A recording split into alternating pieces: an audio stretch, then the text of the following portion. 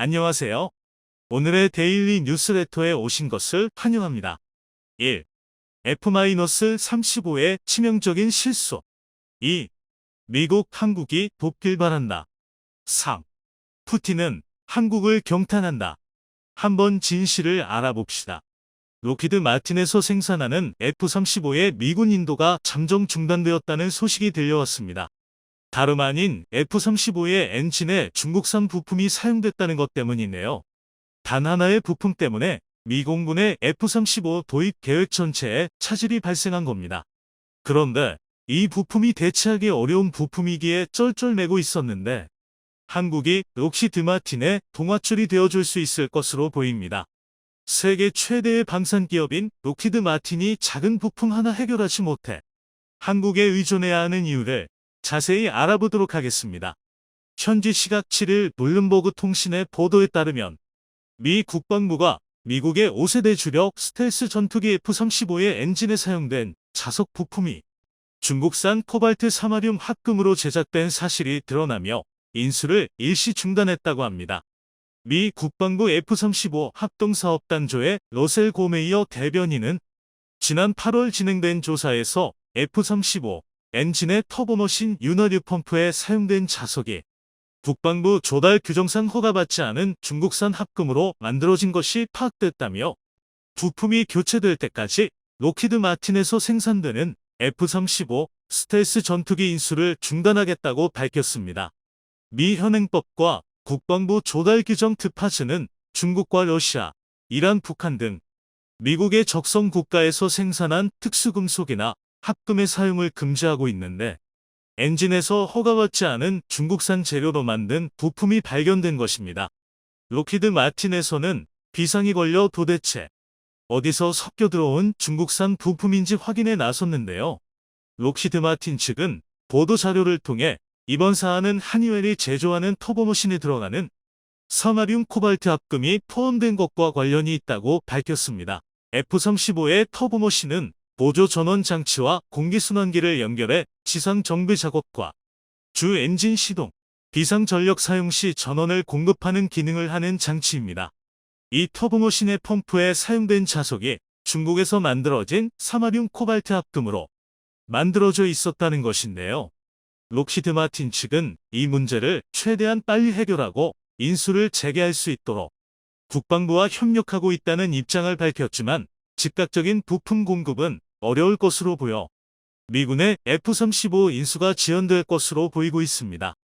F-35의 엔진에 들어갈 연구자석은 고효율 모터가 필요한 전기차와 드론 등에도 주요 부품으로 사용되고 있어 수요에 비해 공급이 모자란 상황입니다. 또한 전투기에 사용되는 부품인 만큼 매우 고품질의 연구자석을 요구하는데 전 세계를 뒤져봐도 이러한 조건을 충족시키는 부품을 공급할 수 있는 곳이 몇 되지 않기 때문이죠. 그런데 당장 발등에 불이 떨어진 록히드 마틴은 부품 공급을 위해 한국에 긴급하게 도움을 요청하고 있다고 합니다. 사실 한국은 히토류 연구자석에 있어 세계 표준을 제시하고 있을 만큼 기술력에서 선두를 달리고 있습니다. 작년 11월 LG이노텍에서는 세계에서 가장 강력한 자력을 가진 친환경 마그넷을 개발하는 데 성공했다고 밝혔습니다. 히토류의 사용을 60%나 줄이면서 세계 최고 수준의 성능을 가진 자석을 만들어낸 것인데요. LG이노텍은 자석의 성능을 14.8kGauss로 끌어올리는데 성공했다고 밝혔습니다. 일반적으로 상용화된 제품의 성능이 14.2부터 14.3kGauss 정도이고 업계에서 자석의 기술적 성능 한계치를 15kGauss로 본다는 것을 고려한다면 놀라운 수준의 기술력입니다. 이를 기반으로 다양한 전자제품에 친환경 마그넷이 적용되어 성능을 높이고 중국으로부터의 히토류 의존을 줄이게 될 수 있을 것으로 기대받았었습니다. 그리고 올해 3월 한국재료연구원에서 또 하나의 성과를 이룩해냈습니다. 분말재료연구본부 자성재료연구실 이정구, 김태훈 박사 연구팀이 고가의 히토류인 네오디뮤멘디의 사용량을 약 30% 저감하고도 상용 자석 수준의 성능을 구현할 수 있는 히토류 저감형 연구자석 소재 기술을 개발하는 데 성공한 것입니다. 네오디뮴은 연구 자석의 생산에 필수적인 히토류였지만 값이 비쌀 뿐만 아니라 중국에서 공급망을 독점하고 있어 수급이 불안정했었습니다. 각국에서 네오디뮴 함량을 줄이고 저가의 세륨 함량을 높이는 연구를 진행하고 있었는데 한국에서 최초로 개발하는 데 성공한 것입니다. 연구팀은 기존 공정 대신 빠른 냉각 속도로 공정이 가능한 멜트 스핀법과 열간 변형법을 히토류 저감형 전고체와 최종 연구 자석 제조에 각각 적용하여 자석 내 불필요한 자석 입자의 형성을 억제해 자석의 미세 구조를 최적화하는 데 성공했습니다. 연구를 주도한 김태훈 선임연구원은 기술이 상용화되면 순수 국내 기술로 국내 히토류 연구 자석 소재 분야가 지닌 자원 문제와 소재 부품 장비 이슈를 동시에 해결한 매우 성공적인 기술 개발 사례가 될 것이라고 말했습니다. 우리 연구진의 성과로 인해 이제 우리나라가 미국 방산기업을 상대로 큰 소리 칠 수 있을 것 같습니다.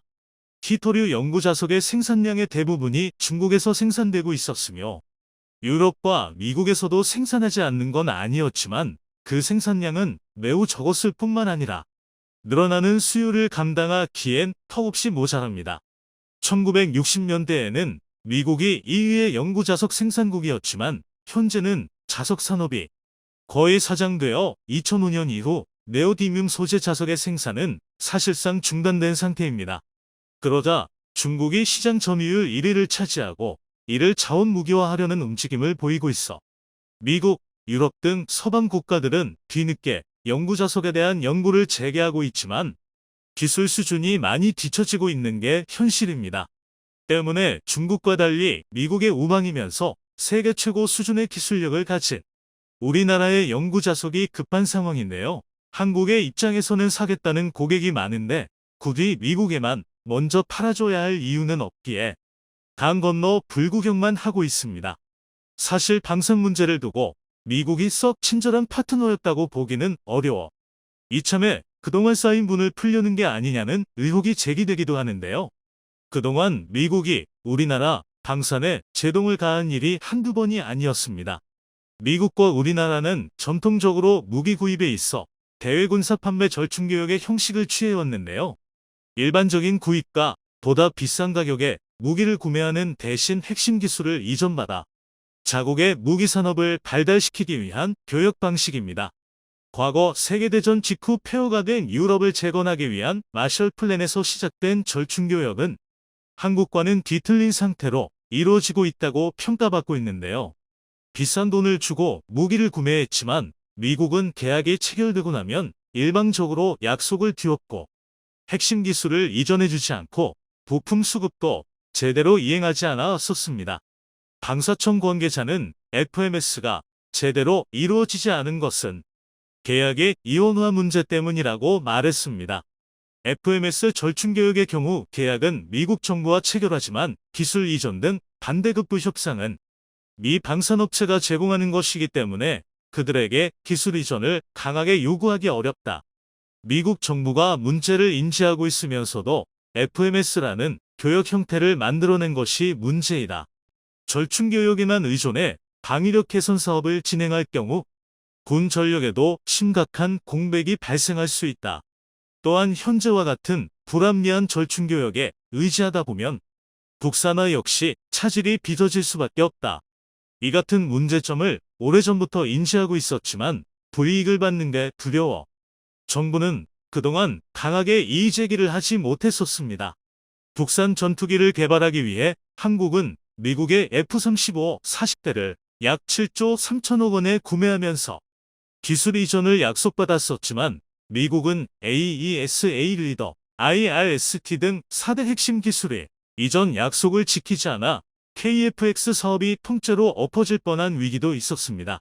우리 기술진들의 뼈를 깎는 노력을 통해 자체적으로 기술을 개발해 무사히 KF-21이 날아오를 수 있었지만 한국의 방산을 견제하려는 미국의 의도가 노골적으로 드러난 사건이었습니다. 미국은 한국 방산의 수준이 높아지는 걸 달갑게만 보지 않았습니다. 한국 방산이 완전 국산화를 이룩하게 된다면 미국이 무기를 팔 시장이 하나 줄어들게 되기 때문이죠. 특히 KF-21의 개발로 차후 미국산 전투기 수출이 줄어들 뿐만 아니라 세계 시장에서 미국산 전투기의 경쟁자가 하나 더 늘어나게 되기에 미국에서는 노골적으로 한국의 전투기 개발을 견제하고 방해해 왔었다는 게 드러났습니다.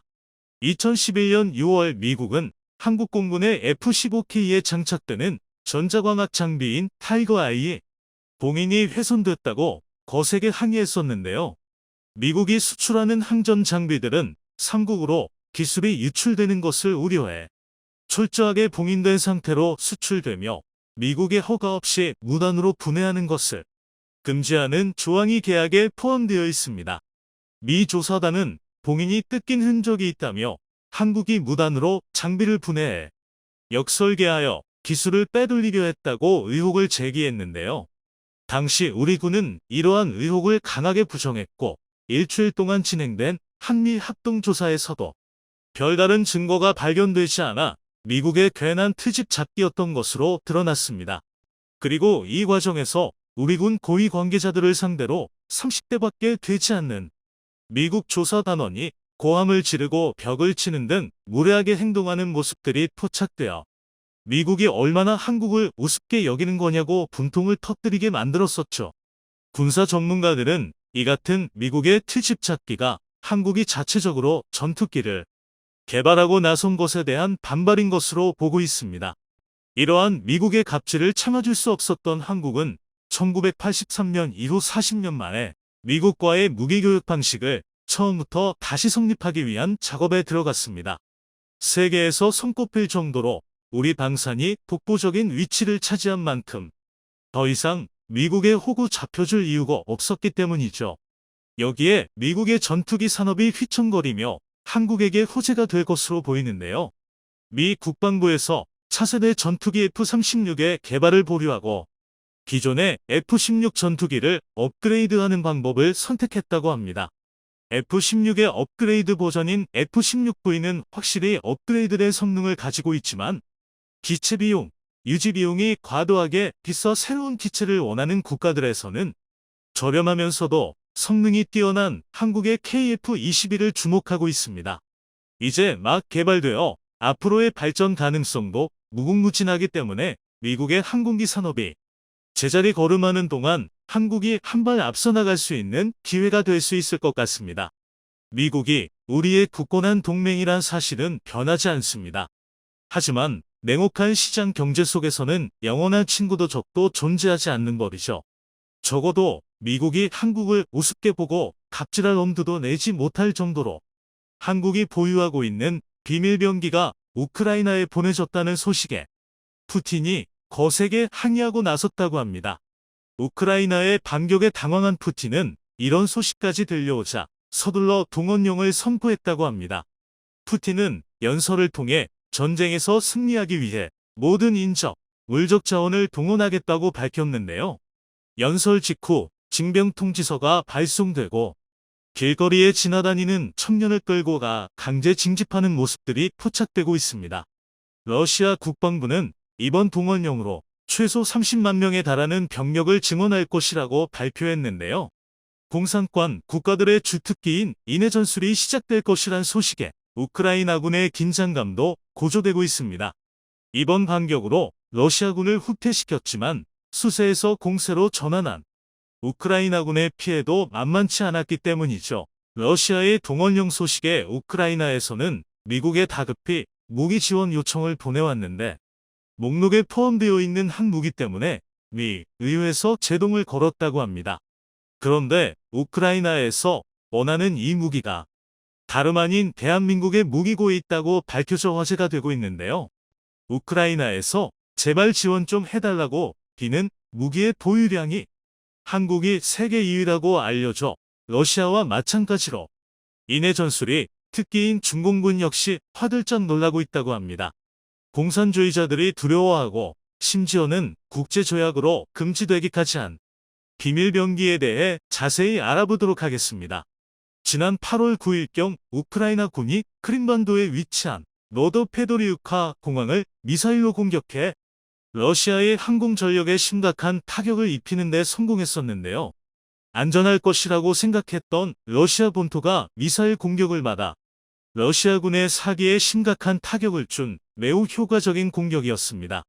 그런데 이 공격에 사용된 미사일이 미국에서 지원받은 집속탄 미사일이라는 의혹이 제기되었습니다. 공군 기지는 본래 항공전력이 분산 배치되어 있기 때문에 한 번의 공격으로 유의미한 타격을 입히기가 어려운데요.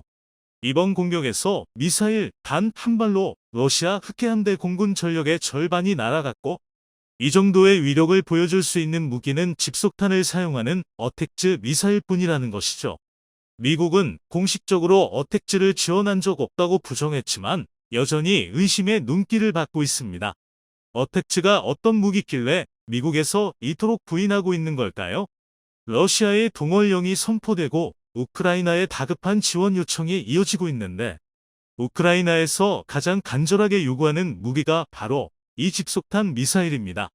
어택즈는 M270 MLRS와 하이마스에서 발사가 가능한 집속탄 미사일로 단 한 발만으로 전세를 뒤바꿀 수 있는 위력을 가지고 있습니다. 하지만 미국에서는 집속탄을 지원하게 된다면 러시아를 자극해 핵을 사용할 수도 있다는 우려로 인하 지원 목록에 포함시키지 않고 있는데요.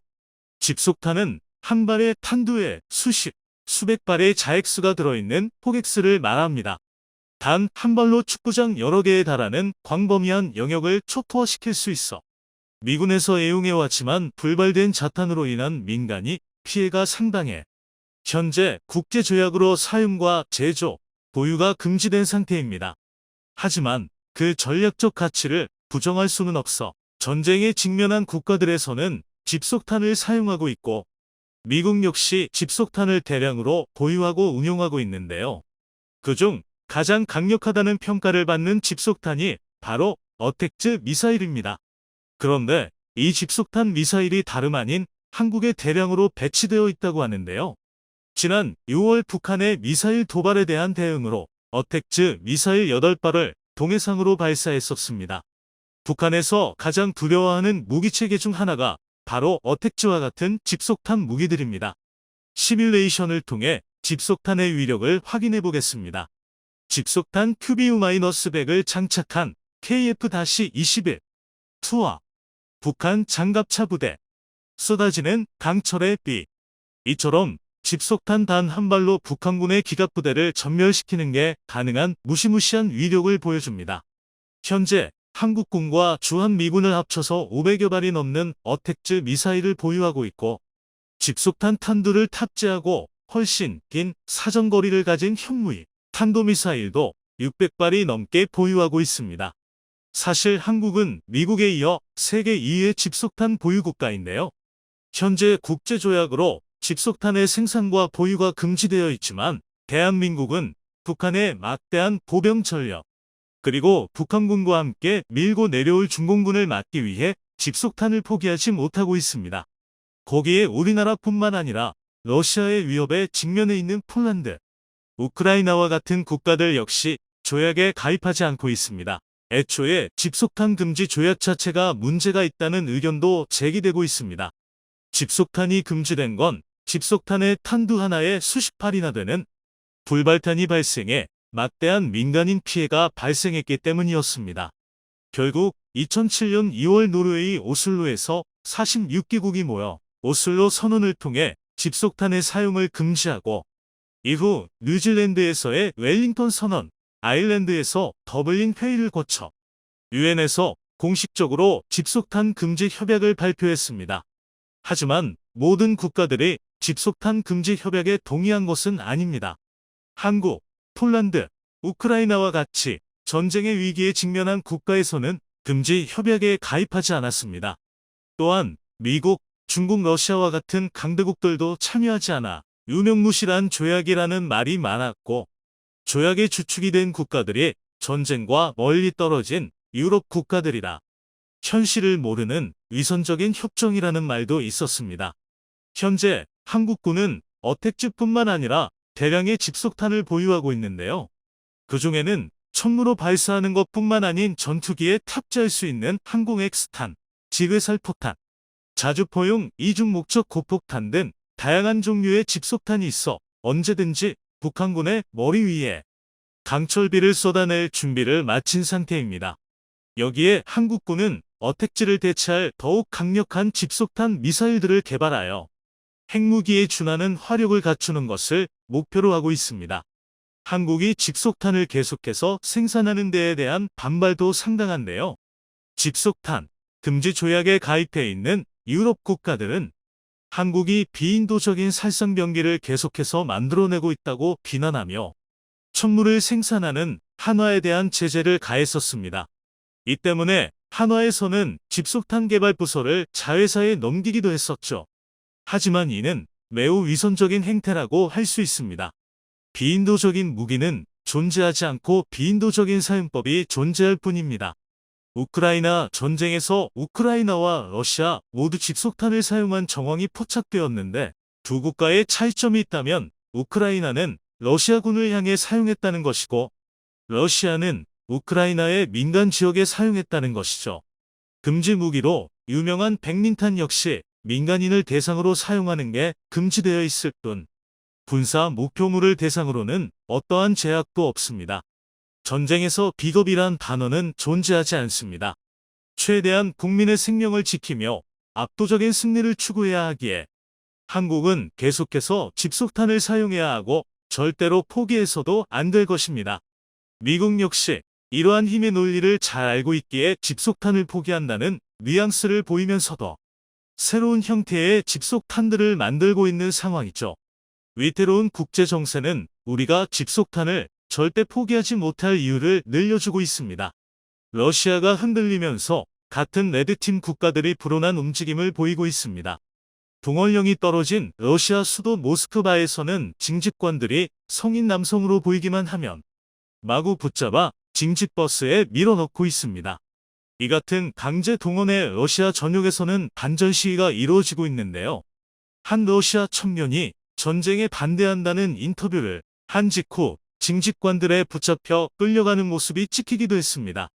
징집을 피해 러시아를 탈출하고자 하는 행렬이 이어지고 있으며 러시아 극우주의자들은 Z 표식을 달고 전쟁을 옹호할 때는 언제고 자신들이 전장에 끌려갈 처지가 되자 반전주의를 외치고 있다고 합니다.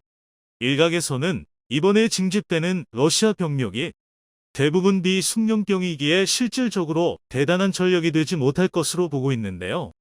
군 전문가들은 이번 징집으로 러시아 병력의 순환이 이루어지면서 돈바스 지역에 전력을 증강할 수 있을 것으로 보고 있어 우크라이나가 절대로 방심해서는 안 될 것이라고 경고했습니다. 우크라이나 역시 병력 손실이 상당한 상태이기에 미국과 유럽의 러시아에 맞설 강력한 무기들을 요청하고 있습니다. 우크라이나의 분전으로 러시아의 패망까지 얼마 남지 않은 것 같습니다. 하지만 러시아의 영향력이 줄어든 틈을 타 북한과 중국이 무슨 짓을 할지 모른다는 우려가 커지고 있는데요. 러시아 전력이 약화되면서 주변국에서 민주화에 대한 목소리가 높아지자 시진핑은 카자흐스탄과 우즈베키스탄을 방문해 혁명은 꿈도 꾸지 말라고 강력하게 경고했습니다. 또한 미국의 대중 안보회담 쿼드에 맞서 중국을 중심으로 하는 안보동맹 글로벌 발전 이니셔티브 GD1을 구성하여 러시아 전쟁이 끝나더라도 신냉전을 지속하겠다는 의지를 밝혔죠. 북한에서도 심상치 않은 움직임을 보여주고 있습니다. 최근 김정은은 핵을 절대로 포기할 수 없다는 의지를 보이며 핵무력 정책 법령을 수정했는데요. 다음과 같은 내용을 포함하고 있습니다. 지휘 통제 체계가 적대 세력의 공격으로 위험에 처하는 경우 적대 세력을 괴멸시키기 위한 핵 타격이 자동적으로 즉시에 단행된다.